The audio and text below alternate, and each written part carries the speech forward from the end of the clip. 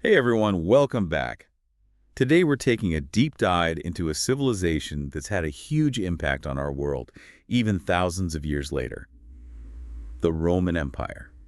A civilization that's given us so much, from language to law to engineering marvels. Yeah, we've got some great sources for this deep dive. We're looking at an article titled Roman Contributions to the Modern World. And we'll also be drawing on information from Wikipedia, History.com, and Britannica.com. Should be a fascinating journey. You know, when you think of the Romans, you might picture togas and gladiators, but their legacy goes way beyond that. It's honestly kind of mind-blowing. Yeah, you're right. Their fingerprints are everywhere, and it's a story that's full of surprising twists and turns. All right, so let's start with something that might seem a bit mundane at first. Roads. But these weren't just any roads. Roman roads were engineering marvels, a testament to their ingenuity and organizational skills. Exactly. At their peak, the Roman road network stretched over 400,000 kilometers, which is like circling the Earth 10 times. It's incredible to think about the scale of their ambition. They didn't just want to connect a few cities, they wanted to create a network that would span their entire empire. And they were serious about quality, too. These roads weren't just slapped together. They had this sophisticated system of classifying roads, via publicae for the main highways, via privatae for private roads, and via vicinales for those smaller local routes. It was all about efficiency and keeping that vast empire connected. And they were incredibly well built too. Multiple layers, drainage systems. They even had these specialized surveyors called grammatici to map out the best routes. Talk about attention to detail. And get this, they even had milestones along the roads, kind of like the signs we see on highways today, telling you how far you've traveled and how much further to go. It's fascinating how some of these ancient routes still form the basis of modern roads in Europe. You can literally be driving on a road that was originally laid out by the Romans. It's a legacy that's paved the way, literally, for how we get around today. But it was more than just about getting from point A to B. Right. Roman roads played a crucial role in their military and economic dominance. They facilitated trade, troop movement, and the spread of Roman culture and ideas throughout the empire. It was like a physical manifestation of their power and influence, connecting the vast reaches of their empire. And speaking of connections, let's talk about language. I bet you didn't realize how much Roman influence there is in the words we use every day. You're telling me, I took Latin in high school, but I never thought about how much of it is still around. Well, get ready for this. About 60% of English words have Latin roots, either directly or through French. Wow. So when I'm struggling with vocabulary, I can blame the Romans. Maybe not entirely, but it does show how deeply intertwined our languages are. Think about words like justice, republic, or even manufacture. That one's fascinating. It comes from the Latin manus for hand and facere for to make, literally made by hand. So handmade goods are Roman invention. Who knew? Well, not exactly, but it does show you how these linguistic connections can give us a deeper understanding of history. And it's not just everyday English.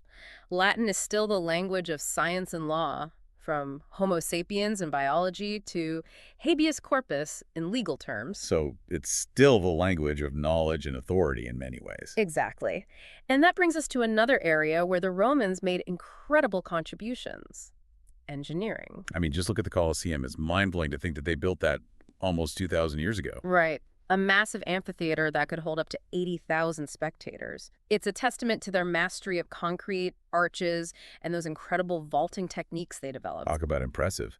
And it wasn't just grand structures like the Colosseum. They had those incredible aqueducts bringing fresh water to cities. And their plumbing and sanitation systems were surprisingly advanced for their time. They were way ahead of the curve when it came to public health. Think about those famous Roman baths. They weren't just for hygiene, they were social hubs where people gathered to relax, discuss politics, and even do business. It's like the ancient Roman equivalent of a coffee shop or a community center. And their engineering skills also played a big role in their military success. Their bridges, like the one in Alcantara, Spain, are still standing after all these centuries. And they were masters of siege warfare, using all sorts of ingenious contraptions to take down enemy fortifications. Their military engineers were just as important as their soldiers. And that brings us to another area where Roman influence is still felt today: the law. Okay, Roman law. Now things are getting serious. I remember learning about some of their legal concepts in school, but I never really thought about how they connect to our modern legal systems. Well, you might be surprised to learn how many of our legal principles have roots in Roman law. Take Just Civil, for example, which focused on laws for Roman citizens, and Just Gentium, which dealt with legal issues involving So they're non-Romans. thinking about international law even back then. Exactly. And then there's the concept of pacta sunt servanda, the idea that agreements must be kept. Sounds familiar, right? That's because it's a core principle of contract law today. So the next time I sign a contract, I can thank the Romans for that. Well, you could, but it really shows how deeply embedded these Roman legal concepts are in our modern world. And let's not forget about the Justinian Code, a massive compilation of Roman law that helped preserve these legal traditions for centuries. It was a monumental achievement that had a huge impact on the development of Western law. So it wasn't just about conquering territories and building empires. They were also laying the foundation for a system of justice that would influence the world for centuries to come. Pretty impressive. It is, and it's a testament to their lasting legacy. Okay, so we've been talking about all these impressive achievements. Their roads, their legal systems, their engineering. But what about the everyday Romans? What was life actually like for the average person? Well, it was surprisingly diverse. Roman society was kind of like a microcosm of a modern city. You had a mix of rich and poor, immigrants, slaves, all these different groups coexisting. And all living together in those massive cities like Rome itself, right? Which I imagine must have been incredibly crowded. Oh, absolutely. I mean, can you imagine millions of people crammed into a city with no cars or subways or anything like that? It must have been quite the sensory overload, all those sights, sounds, and smells.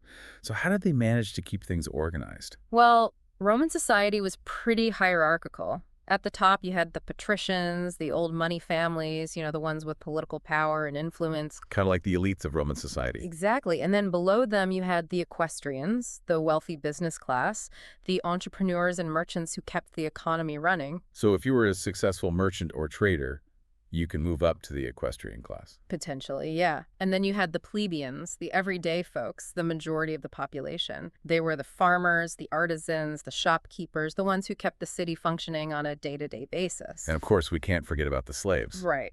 Unfortunately, slavery was a very real and very tragic part of Roman society. They played a role in pretty much every aspect of life, from agriculture to domestic service. It's a dark side of their history that we can't ignore. But within all this hierarchy, was there any chance for social mobility? Could a plebeian, say, ever climb the ladder and become an equestrian? It definitely happened, though it wasn't exactly easy. Military service could provide a way up, or economic success, or even gaining the favor of a powerful patron could help someone move up in society. So it wasn't a completely rigid system. There was some hope for those who wanted a better life. Exactly. And it's interesting, Roman society also had these things called collegia. They were voluntary associations, kind of like ancient Roman clubs or guilds. Oh, like a group of blacksmiths or potters might form a collegium to protect their interests. Exactly. But it wasn't just for professionals. They had religious collegia, burial societies, even social clubs. It was a way for people to come together, support each other, and find a sense of community. So it wasn't all just about social hierarchy and climbing the ladder. There was a sense of community as well. Yes, definitely. And family played a crucial role, too. The paterfamilias, the eldest male, had a lot of authority within the family. But Roman women actually had more freedoms and legal rights than women in many other ancient societies. Really? So they weren't just confined to the home and domestic duties? Not at all. They could own property, they could run businesses, and in some cases, they even wielded a fair amount of political influence. Wow, that's pretty surprising. You don't often hear about that side of Roman society. Yeah. It's interesting to see how progressive they were in some ways. It is. And of course, we can't talk about Roman society without talking about religion. Their pantheon of gods and goddesses was vast. Oh, yeah, all those gods and goddesses with their dramatic stories and larger-than-life personalities. It's like a soap opera set on Mount Olympus. It makes for some great stories, for sure. But religion was a really important part of their lives. Their festivals and rituals provided a way to understand the world, connect with the divine, and seek favor from the gods. So it wasn't just about worshiping statues. It was about weaving their beliefs into the fabric of their daily lives. Right. They had these magnificent temples, grand processions, elaborate sacrifices. It was all very much a part of who they were. It's interesting to think about how, even in such a powerful and technologically advanced civilization, religion still played such a vital role. It speaks to the enduring human need for something greater than ourselves, I think. this desire to connect with the divine and find meaning in the universe. Makes sense. Yeah. So we've talked about their government and their society, but we know the Roman Republic didn't last forever, right? At some point, it transitioned into the Roman Empire. So what happened? What caused that shift? Well, there were a number of factors that led to the decline of the Republic. Growing inequality, political instability, and then you had these powerful generals with their loyal armies. They started to challenge the authority of the Senate. So too much ambition and internal conflict ultimately led to its downfall. That's a pretty good summary. It's a reminder that even the most successful civilizations are vulnerable to the forces of change, and that maintaining stability over time is a huge challenge. It's like that saying, absolute power corrupts absolutely. And when a system is built on power, it's almost inevitable that it'll eventually crumble. Exactly. And that transition from republic to empire was a pivotal moment in Roman history, one that really changed the trajectory of Western civilization.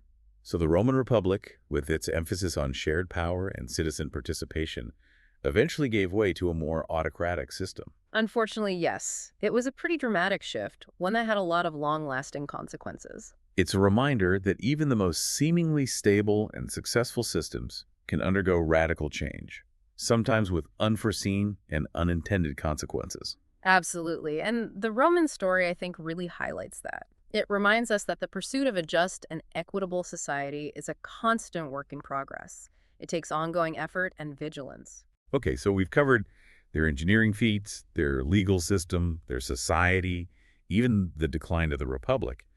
But what about their more, I guess you could say, cultural contributions, their art, their literature, their philosophy? I mean, they were famous for their incredible sculptures and those epic poems, weren't they? Oh, absolutely. Their art and literature were amazing. And yeah, they were definitely influenced by the Greeks, but they developed their own unique style and voice. Take their sculptures, for instance. They were masters of realism, capturing all the individual features and expressions of their subjects. So unlike some cultures that idealize their subjects in their art, the Romans were going for a more realistic portrayal. Exactly. They were interested in portraying the world as they saw it. And their mosaics were incredible, too. They depicted all kinds of scenes from mythology, everyday life, historical events, you name it. It's kind of like our modern obsession with photography and social media, right? This desire to document and share our world with others. In a way, yeah. They definitely wanted to preserve their culture and their achievements for posterity. And their literature, oh man, it was equally impressive. You've got Virgil's Aeneid, this epic poem that tells the story of the founding of Rome. Yeah, the Aeneid, it's one of those classics that everyone's heard of, but probably very few people have actually read. Which is a shame because it's a really powerful and moving work. It's not just about heroes and battles, it's a reflection on Roman values, their destiny, their place in the world. And then you have historians like Livy and Tacitus who chronicled the rise and fall of empires, offering these really insightful observations about power, ambition, and just the human condition in general. So they weren't just recording events, they were trying to understand the deeper meaning of history and human nature. Exactly. And Roman philosophy was pretty profound, too. They were very influenced by Hellenistic thought, Stoicism especially. Ah, Stoicism. Isn't that the philosophy all about keeping a stiff upper lip and not letting your emotions get the better of you? Well, that's a bit of an oversimplification. Stoicism is a lot more nuanced than that. But yeah, it does emphasize reason, virtue, and living in accordance with nature. It was a way of life that resonated with a lot of Romans, particularly those in positions of power. So it was a philosophy that could help them deal with the challenges of leadership and just the general ups and downs of life. Yes, definitely. Think about figures like Cicero, Seneca, Marcus Aurelius. Their writings about ethics, duty, and the meaning of life are still incredibly relevant today. Wow. It's amazing to think that a philosophy developed thousands of years ago can still speak to us in the 21st century. It's like they were time travelers, Right. offering us wisdom from the past. It really is. It's a testament to the enduring power of ideas and this ongoing human search for meaning in the world. So yeah, Roman culture wasn't just about gladiators and military conquest. They had a rich intellectual and artistic tradition that continues to inspire us today. Absolutely. And their legacy is much bigger than just the physical remains of their civilization. It's woven into the fabric of our language, our laws, our art, our very way of thinking. It's almost like we're still living in the shadow of the Roman Empire, even though it crumbled centuries ago. In a way, yeah, I think we are. And as we've been exploring all these different facets of Roman civilization, their engineering, their legal system, their culture, their philosophy, it's clear that their impact is still being felt today. It's really remarkable. It's been an amazing journey, that's for sure. It's given me a whole new appreciation for the Romans and the lasting impact they've had on the world. Wow, it's really amazing to think about how a civilization that existed so long ago can still be so relevant today. As we wrap up our deep dive into the Roman Empire, I'm curious, what do you think is their most significant contribution to the modern world? Oh, that's a tough one. They've left such a huge mark in so many areas. But if I had to pick just one, I'd probably say their concept of the rule of law. The rule of law. Yeah, this idea that everyone, no matter who they are, no matter their social status, is subject to the same set of laws. That was a revolutionary concept back then. It seems so basic to us now, we take it for granted. I know, right? But in the ancient world, that was a huge shift in thinking. And their system wasn't perfect, of course, but it laid the groundwork for our modern legal systems in so many ways. Think about some of those core principles they developed, like stare decisis, the idea that legal precedents matter, or pacta sunt servanda, agreements must be kept. Those are still cornerstones of how we approach justice and fairness today. It's incredible how those ideas, those principles, have stood the test of time. And it really shows that the Romans weren't just conquerors and builders. They were thinkers too, philosophers who grappled with these really fundamental questions about law and governance. Yeah, for sure. And I think their concept of citizenship is really interesting too. It wasn't just about living in a certain place. It was about having rights and responsibilities. It was about belonging to something bigger than yourself. That's a powerful idea. Yeah. It almost sounds like they were foreshadowing those modern ideas of civic duty and participation. Exactly. And that's what's so fascinating about the Romans. Their legacy isn't just about roads and aqueducts and buildings. It's about ideas that have shaped our societies, our values, our very understanding of the world. So as we say goodbye to the Roman Forum and all those emperors and gladiators, what's the one big takeaway you hope our listeners will walk away with? Well, I think the Roman story, for all its triumphs and its tragedies, offers some really valuable lessons for us today. Like what? Well, for one, it reminds us that even great civilizations are not immune to decline. Makes you think. And it reminds us that power, if it's not checked, if it's not balanced, can be a very dangerous thing. Power corrupts, right? Yeah, exactly. And it also reminds us that the pursuit of a just and equitable society, that's not something that just happens automatically. It requires constant effort and vigilance. Well said. It's a story that's both a cautionary tale and a source of inspiration. It shows us what incredible things humans can achieve when they work together, but also the importance of safeguarding those values and those principles that make a just and equitable society possible. Exactly. And, maybe most importantly, it reminds us that history isn't just about memorizing dates and battles. Yeah. It's about understanding human nature, the choices we make, and the consequences that ripple through time. It's about learning from the past, both the good and the bad. And hopefully, by understanding the mistakes of those who came before us, we can create a better future for ourselves. Couldn't have said it better myself. Well, on that note, to our listeners, we hope you've enjoyed this deep dive into the Roman Empire. It's been an amazing journey for us, and we hope it sparked your curiosity to learn even more about this incredible civilization. Keep exploring, keep asking questions, and never stop being curious about the past. You never know what insights and connections you might uncover.